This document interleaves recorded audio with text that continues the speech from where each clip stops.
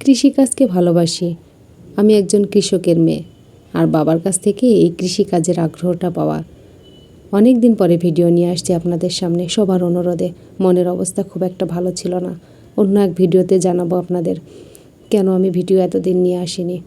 ভিডিওটা না টেনে লাস্ট পর্যন্ত দেখবেন, অনেক ভালো লাগবে আশা করি। আলুটা ওঠাতে যে মনে হলো যে আপনাদের সাথে একটু শেয়ার করি। আমার ভীষণ ভালো লাগছে যে আমার এই গাছগুলোতে আলু ধরেছে। এই যে দেখুন কি সুন্দর হয়েছে আলুগুলো, ছোট ছোট হয়েছে, খুব বেশি বড় হয়নি, জায়গা ছোট তো ফলন তেমন ভালো না, কিন্তু যেটুকু হয়েছে আলহামদুলিল্লাহ।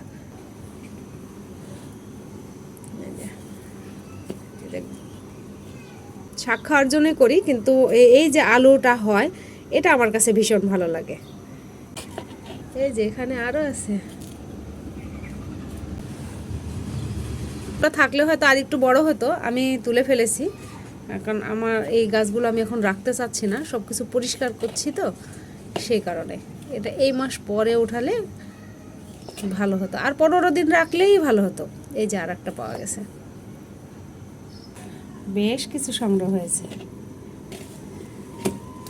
এই যে এই গাছগুলো থেকে এই কয়টা আলু হয়েছে আলহামদুলিল্লাহ। আমার টবে থেকে আলু সংগ্রহ।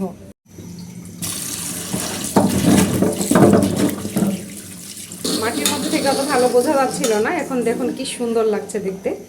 আমি এখন এটা ভর্তার জন্য পোড়াতে দেব। একটা তাওয়া দিলাম, রুটি বানানো তাওয়ার উপরে আমি এই আলুগুলো দিয়ে দেব।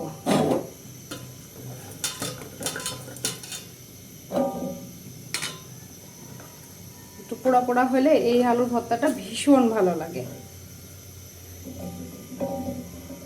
জালটা লো করে দিয়ে, যে লো আঁচ দিয়ে এটাকে সোজাভাবে নাড়তে হবে।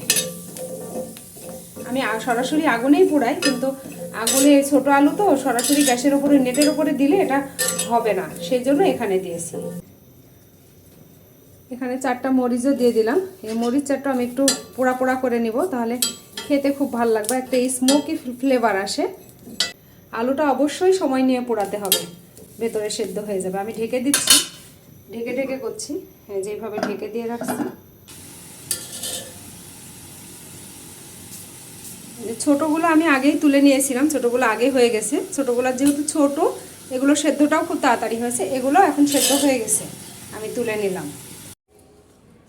আলুগুলো ঠান্ডা হয়ে গেছে, এখন ভর্তা করে নেব।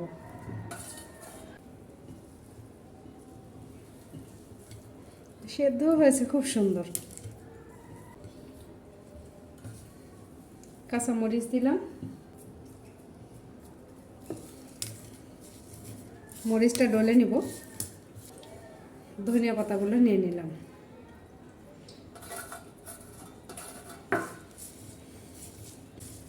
খুব ভালো করে ডলে নিলাম। একটু সরিষার তেল দিয়ে দেবো, ভর্তা মানেই সরিষার তেল। ভর্তা করা হয়ে গেছে, খেতেও কিন্তু ভীষণ মজা হয়েছে, মাশাআল্লাহ সেই স্বাদ। ভাবা যায় বলুন? নিজে হাতে টবে তৈরি করে চাষ করে এটা এখন খাচ্ছি, ভীষণ মজা। একটু ভাতও খেয়ে নিব এই হাতে।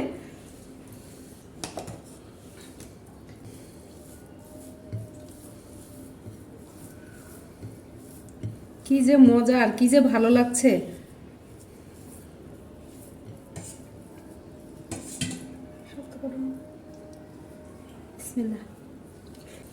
সেই মজা।